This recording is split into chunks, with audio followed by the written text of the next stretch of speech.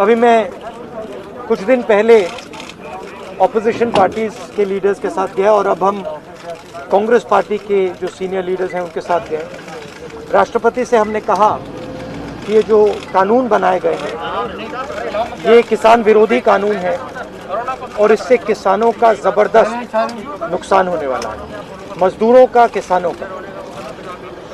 सरकार ने कहा था कि ये कानून किसान के फायदे के हैं और देश को दिख रहा है कि किसान कानून के खिलाफ खड़ा हुआ है। और मैं प्रधानमंत्री जी से कहना चाहता हूं कि ये किसान हटेगा नहीं। प्रधानमंत्री को ये नहीं सोचना चाहिए कि किसान और मजदूर घर चले जाएंगे, नहीं जाएंगे जब तक ये कानून वापस नहीं लिया जाएगा। जॉइंट सेशन कीजिए और कानून को एकदम वापस लीजिए, क्योंकि किसान वापस नहीं जाने वाला है। और हम सब, विपक्ष की सब पार्टियां किसानों के साथ, मजदूरों के साथ खड़े हैं और खड़े रहेंगे। जिस प्रकार से ये कानून पास किया गया वो भी बिल्कुल गलत था। बिना डिबेट किए, बिना किसानों से चर्चा किए, बिना मजदूरों से पूछे ये कानून ऊपर से थोप दिए गए और इन कानूनों को हटाना ही पड़ेगा, विड्रॉ करना ही पड़ेगा। हम 3 लोग राष्ट्रपति के पास गए हैं, बट हम करोड़ों सिग्नेचर्स लेके गए। हम किसान की आवाज राष्ट्रपति जी को तक ले गए। सर्दी का मौसम है और पूरा देश देख रहा है कि किसान दुख में है, दर्द में है और मर भी रहे हैं। प्रधानमंत्री को सुनना ही पड़ेगा। और मैं एडवांस में चीज बोल देता हूं। मैंने कोरोना के बारे में बोला था कि नुकसान होने जा रहा है। उस समय किसी ने नहीं बात सुनी और आज मैं फिर से बोल रहा हूं, किसान के सामने, मजदूर के सामने कोई भी शक्ति नहीं खड़ी हो सकती है। अगर प्रधानमंत्री जी ने कानून वापस नहीं लिए, सिर्फ बीजेपी को नहीं, सिर्फ आरएसएस को नहीं, देश को नुकसान होने जा रहा है। बीजेपी, नरेंद्र मोदी जी का एक ही लक्ष्य है और वो किसान समझ गया है, मजदूर समझ गया है। लक्ष्य है कि उनके आसपास जो 2, 3, 4 बड़े क्रोनी कैपिटलिस्ट हैं, उनके लिए पैसे बनाने का काम नरेंद्र मोदी जी करते हैं। जो भी नरेंद्र मोदी जी के खिलाफ खड़े होते हैं वो उनके बारे में कुछ ना कुछ गलत बोलते रहते हैं। किसान खड़े हो जाएंगे तो किसान को आतंकवादी बोलेंगे, मजदूर खड़े हो जाएंगे तो मजदूर को आतंकवादी बोलेंगे। एक दिन अगर मोहन भागवत खड़े हो गए तो कहेंगे ये भी आतंकवादी। मतलब जो भी नरेंद्र मोदी जी से सत्ता लेने की कोशिश करेगा वो आतंकवादी।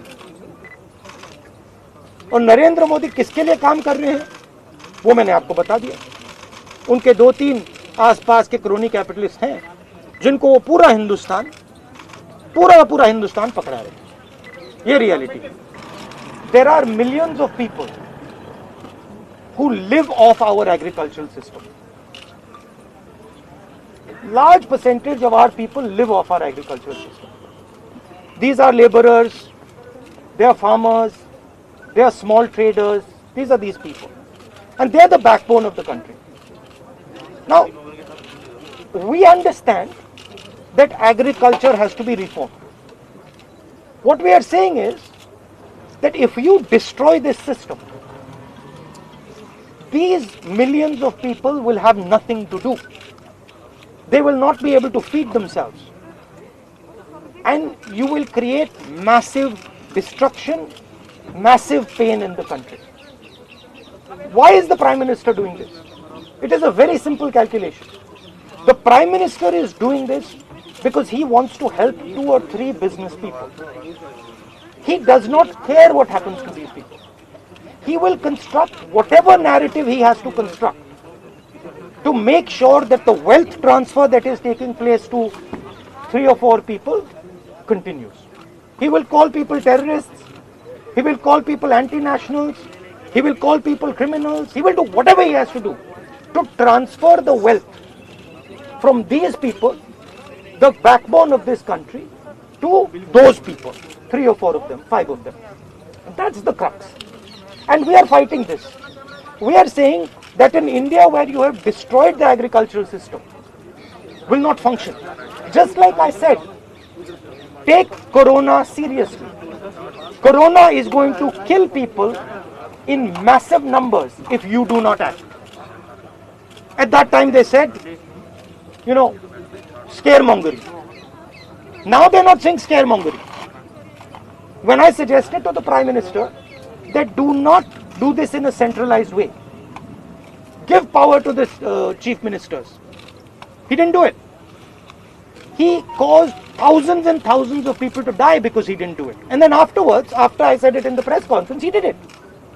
So the point is, you have an incompetent man who is controlled by certain other people. This is what India has to understand. This is what all youngsters have to understand. You have an incompetent man who doesn't understand anything, running a system on the behalf of 3 or 4 other people who understand everything. And their aim is to take huge amounts of money from the poor people of India and put it in their pockets. And that is what we are fighting. And frankly, it doesn't matter what you think right now, because all of you will face this. There's not going to be a single person in this country who's not going to face this. If you're a farmer, you will face it. You're a small businessman, you will face it. You're a journalist, you will face it. This is an assault on the idea of India. That is why we're standing here. That is why I've gone to the president. That is why we've signed these forms. We are not allowed to go out.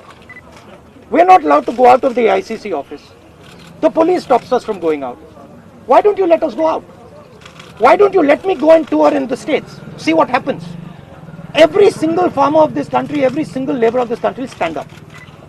But आप police लगवाते हो, हाथरस जाते हो, arrest करते हो, तो AIC से हमारे MPs को बाहर नहीं निकलने देते हो, और फिर कहते हो कि भैया मतलब सब कुछ ठीक है. और Prime Minister needs to realize that there is a limit to this. आपने थोड़ा सा करना है, आपने 2-3 लोगों की मदद करनी है, थोड़ा सा करना है, आप कर सकते हो. बट जिस प्रकार से नरेंद्र मोदी कर रहे हैं, मैं फिर से दोहरा रहा हूं, हिंदुस्तान के किसी भी युवा को रोजगार नहीं मिलेगा.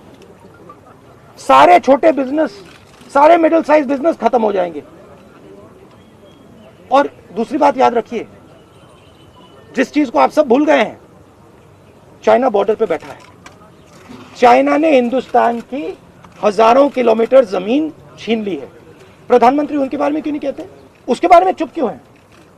तो मेरा कहना है कि पूरा का पूरा कॉम्बिनेशन बन रहा है.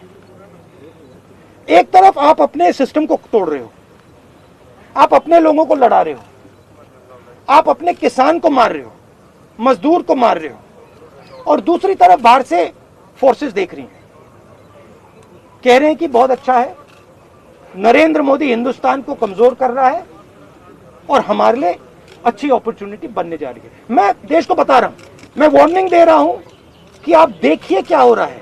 और मैं आपको भी कह रहा हूं, प्रेस वालों को भी कह रहा हूं, मैं समझता हूं कि आपको सैलरी मिलती है और आपके लिए बहुत मुश्किल है. मैं समझता हूं बात, इसलिए आप नहीं कह पाते हो जो आपको कहना है. मगर आपके देश को, हमारे देश को बहुत जबरदस्त नुकसान होने वाला है.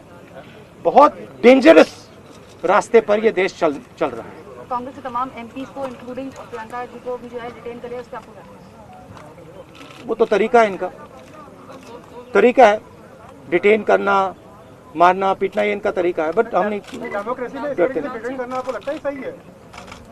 ये आप किस देश की बात कर रहे हो? ये कौन सी देश की बात कर रहे हो? डेमोक्रेसी? या मतलब कौन से देश की बात कर रहे हो? इंडिया की बात कर रहे हो? इंडिया में कोई डेमोक्रेसी नहीं है. डेमोक्रेसी इंडिया में ये मतलब आपके इमेजिनेशन में हो सकती है, मगर रियलिटी में है नहीं. आप एग्रीकल्चर फार्मर थी, अब आप जर्नलिस्ट हैं, है ना? तो आप जानते हो कि आपके फादर ने इन्वेस्टमेंट किया या नहीं?